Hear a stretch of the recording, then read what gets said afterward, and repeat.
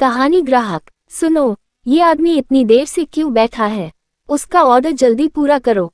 Restaurant मालिक विनोद केसरवानी ने अनमने भाव से उस अधेड़ उम्र के आदमी की ओर इशारा किया, जो काफी देर से कुर्सी पर बैठा इधर से उधर ताक रहा था। सर, 2 बार पूछ चुका हूँ, पर हर बार रुकने का इशारा कर देता है। लगता है टाइम पास कर रहा है। देखो, उसके पास बैग है।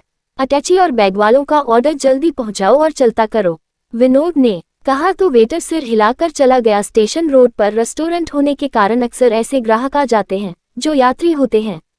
समय व्यतीत करने के लिए एक कप चाय के सहारे लंबा समय बिता देते हैं। ये भी वैसा ही ग्राहक लगता था, जो कभी मेन्यू कार्ड खंगालता तो कभी पास खड़े वेटर से कुछ पूछता। ऐसे लोगों से निपटना काम पर आए उस नए वेटर के लिए मुश्किल लग रहा था, सो विनोद स्वयं ही उस ग्राहक की टेबल की ओर बढ़े और सभ्यता से पूछा, क्या चाहिए सर?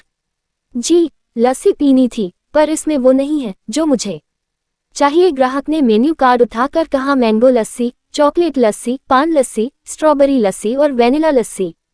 इतनी वैरायटी होने के बाद भी ग्राहक का ये कहना कि उसकी मनचाही लस्सी देने में रेस्टोरेंट सक्षम नहीं है, यह विनोद को कुछ नागवार गुजरा। जब मैं छोटा था तब अपने मामा के साथ यहाँ आया करता था।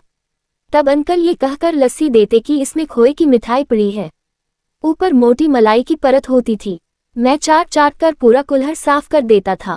काउंटर के साथ वाली दीवार पर हाथ चढ़ी तस्वीर की ओर ताकते हुए वह ग्राहक बोला। रेस्टोरेंट के पुराने मालिक यानी अपने पिता की तस्वीर को ग्राहक द्वारा भावपूर्ण अंदाज में निहारते देख विनोद के चेहरे के भाव बदल गए और वह भावुक हो उठा। पास खड़े वेटर को जाने का इशारा करते हुए वह ग्राहक के साथ वाली कुर्सी पर बैठता हुआ बोला, पापा के जाने के बाद काफी कुछ बदल गया। ये रेस्टोरेंट भी और आपकी खोए वाली लस्सी भी। जी, बदलाव तो अंकल के समय से ही आ गया था। जब बहुत छोटा था तब रेहनीनुमा दुकान थी, शायद तख्त हुआ करता था जिस पर बैठकर मथानी से लस्सी बिलोई जाती थी। फिर 12-14 साल की उम्र हुई तब कुर्सी मेज झुक गई, टीन शेड पड़कर बकायदा दुकान हो गई। लस्सी भी मिक्सी से बनाई जाने लगी थी, पर स्वाद नहीं बदला। लस्सी का अतीत में डूब चले उस ग्राहक को देख विनोद गला खनखार कर बोला, आप कुछ देर बैठिए, अभी घर से आपकी खोए वाली लस्सी बनवाकर मंगवाता हूँ। वैसा स्वाद तो शायद न मिले, फिर भी अरे नहीं, इतनी भी तकलीफ नहीं दूंगा। वह संकोच से घिर उठा। ननिहाल वाला घर जब से बिका यहाँ आना नहीं हुआ। आज 40 साल बाद आना हुआ तो मन किया सहला आउन अतीत के वो पल जो समय की धारा में कहीं पीछे छूट गए। बीता समय वापस नहीं आता तो बीता स्वाद आज में क्यों खोजूं? वह हंसा और हाथ जोड़कर बोला, आप पान वाली लस्सी मंगवा दें। अरे पर आप, ग्राहक ने विनोद की बात आधे में ही काट दी।